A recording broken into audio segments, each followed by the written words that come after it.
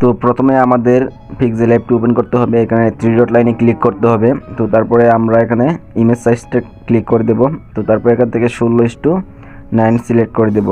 তো তারপর পেন্সিল আইকনে ক্লিক করব। পেন্সিল আইকন থেকে এখান থেকে আমরা যে টেক্সটটা লিখতে চাই তো এই টেক্সটটা এখান থেকে লিখে নিব।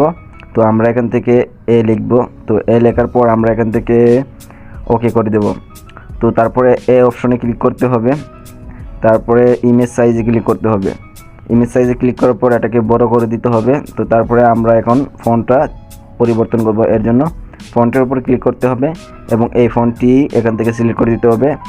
ফন্টের লিঙ্ক ভিডিও ডেসক্রিপশন বক্সে দেওয়া আছে, সেখান থেকে আপনারা ডাউনলোড করে নেবেন। তো তারপরে রিলেটিভ পজিশন এখান থেকে একবার মিডল করে দিতে হবে। তো তারপর এখান থেকে ওকে করে দেব। তো ওকে করে দেওয়ার পর আমরা এখানে দেখতে পারবো কালারটা চেঞ্জ করে নেব, এখানে ব্ল্যাক করে দেব। তো এখান থেকে ব্ল্যাক করে দিলাম। তো তারপরে আমরা এখান থেকে একটা শেপ নিব, এর জন্য এখানে ক্লিক করতে হবে গিয়ার আইকনে। তো তারপর এখান থেকে সার্কেল যে রয়েছে এটা নিব আমরা।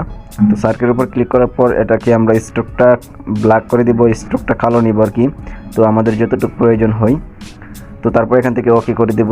তো তারপরে আমরা এখানে উপরে দেখতে পাচ্ছেন এই লেয়ার আইকন, তো লেয়ার আইকনে ক্লিক করব। তো উপরে আমরা লেয়ার আইকনে ক্লিক করার পর এদেরকে মার্জ করে নেব। তো আমরা এখানে ক্লিক করার পর দুইটা মার্ক করে তারপরে এখানে লিঙ্ক করে নেব, যেটাকে গ্রুপ বলা হয়, আমরা গ্রুপ করে নিলাম। তো তারপরে আমরা এখানে টেক্সটাইলার এখানে ক্লিক করব। তারপরে ইমেজের উপরে ক্লিক করব। তারপরে আমরা এখান থেকে একটা পিকচার সিলেক্ট করে দেব, এটার লিঙ্ক ভিডিও ডেসক্রিপশন বক্সে আছে, এখানে ডাউনলোড করে নেবেন। তো তারপরে এখান থেকে এমবেডিং অন করে দেব। তারপর এখান থেকে ওকে করে দেব। ওকে করে দেওয়ার পর আমরা নিচে আসবো, নিচে আসলে দেখতে পারবো শ্যাডোর উপরে ক্লিক করব। তারপরে একটু শ্যাডোটা একটু বাড়িয়ে নিব। তো প্রথমটা আমরা একটু রাখবো 12, 11 এরকম রাখলাম। তো তারপর এখান থেকে আমরা এটাকে 9 দিয়ে এটা আমরা ওকে করে দিলাম। তো ওকে করে দেওয়ার পর আমরা নিচে আসবো, আসার পর এমবেডিংয়ে ক্লিক করব। তারপরে এটাকে অন করে দেবো। এখান থেকে 90-95 মতন রাখবো আমরা, দেখি কত রাখলে ভালো হয়। তো আপনারা আপনার ইচ্ছা মতো রাখবেন। তো আমরা এখান থেকে রাখলাম, তো এখান থেকে আমরা 94 রাখলাম। তো তারপর আমরা নিচে আসবো, আসার পর এখান থেকে যে প্রথমটা দেখতেছেন এটা বাড়িয়ে দেবেন, পরেরটা হালকা 87 মতো রাখবেন। তারপরে একবার নিচে যেটা আছে একবারে 1 করে দেবেন, 0 তো হবে না। তো তারপর এখান থেকে অন করে দেবেন। তারপরে এখানে ক্লিক করবেন, ক্লিক করার পর ফর্ম গ্যালারি এই অপশনে ক্লিক করবেন। ক্লিক করার পর একটা পিকচার আছে, তো এটার লিঙ্ক ভিডিও ডেসক্রিপশন বক্সে আছে, সেখান থেকে ডাউনলোড করে নেবেন। তো এটা এখান থেকে দিয়ে দেবেন, দেখতে পারবেন খুব সুন্দর একটা লোগো হয়ে গেল।